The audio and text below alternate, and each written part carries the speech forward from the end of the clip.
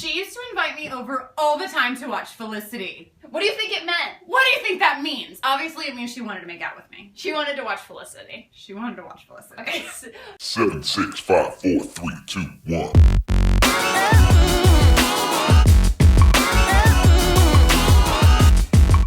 This is a video that's timeless, actually. It is timeless. It's a timeless tale of falling in love with your best friend.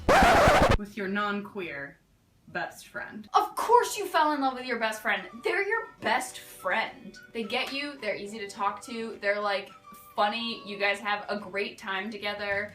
Probably they're super pretty. It happens to all of us. It happened to me. Happened to me.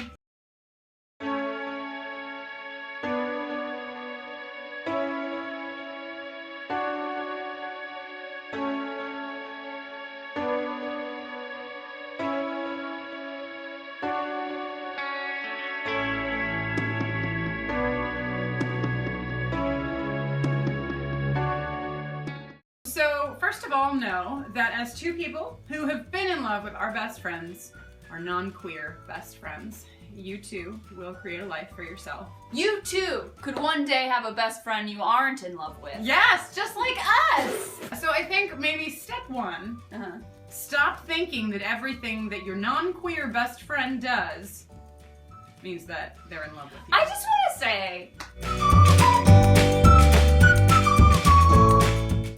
problem that I faced in love with my best friend was that I was convinced that absolutely everything that she did meant that she too was in love with me and probably queer. Ditto, ditto, ditto. Hey, you wanna watch Felicity? Sure, I'd love to. Cool. Beep, boop, boop, boop, boop. Do you wanna watch Felicity? I'd love to. One time Lizzie, my best friend that I was in love with, name was Lizzie, and she made me a mix CD, and the first song was a song by a band called Hello Goodbye. It went like this. I like where we are when we drive in your car. The first song on this mix CD says, I like where we are when we drive in your car. What does that mean? Oh, it just meant like when we drive in your car. I like driving in your car together. Oh yeah, okay, me too. The first line of the first song on this CD says, I like where we are when we drive in your car. What does that mean? I think you know what it means. Yeah. So that's how you figure stuff out. Stop reading into things. Yeah, so that's step one. Here's step two. You can be honest. It doesn't have to ruin everything forever if you're honest. Here's where Danielle and I diverge. Yeah. Like two trees in the woods.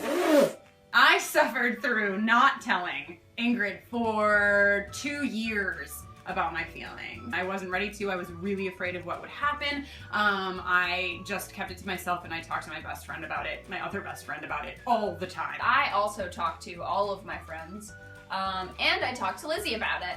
Don't you think we should date though? Don't you think, like, don't you kind of have a crush on me? Don't you just think that we should be in love? It was just kind of an ongoing thing of me trying to convince her to date me, and the fact of the matter is, she wasn't queer, and she wasn't trying to date me, so we didn't date. So you have to make the call for you. If you don't want to tell your best friend, that's fine, but do know that you're gonna be a little bit complicated with your feelings for them for a little while. Yeah. And if you do want to tell them, know that you usually can without it ending your friendship. Okay, third thing is be smart about it. Yeah.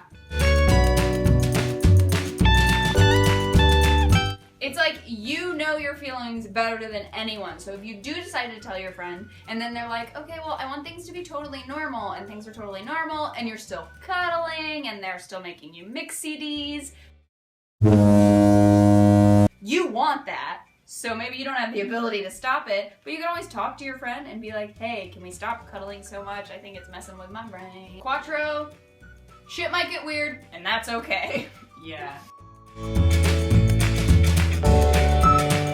Stuff got weird with me and my best friend. It got a little weird. But it was like good that it got weird because we were both acknowledging the situation, and for me and for her, that was something we both needed. Shit was weird before you said anything anyway. Yeah. Because if you are in love with your best friend, Yeah. it makes shit weird. So it's okay that it's weird now, because now it's honest weird. It's honest weird, and guess what? Life gets weird. It just happens. You can't avoid it, so go with it. The moment Danielle turned into a bumper sticker. Life gets weird, so go with it. Okay. No, but seriously, whether you tell them or you don't tell them, point number 2, shit's probably gonna be weird for a little while, and that's okay. Either your feelings are gonna change, because you're gonna work through it on your own, or your feelings are gonna change because you've talked to them about it. But your feelings are going to change. They're gonna change, and also let yourself feel those feelings. When shit gets weird, don't be like, oh, this is my fault, I'm so stupid, I shouldn't feel these things. Just like, feel them, because feeling them will help you work through them.